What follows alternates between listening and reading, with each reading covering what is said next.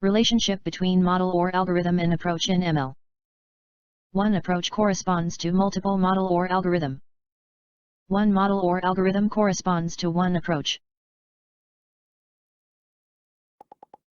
Artificial neural network classification and regression analysis are examples of supervised learning which need training data.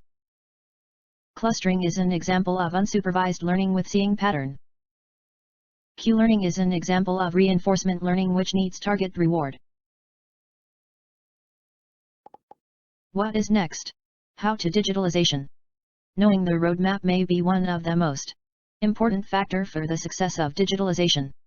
You can request the Digitalization Strategic Roadmap by the link in the description. Request the Digitalization Strategic Roadmap yet?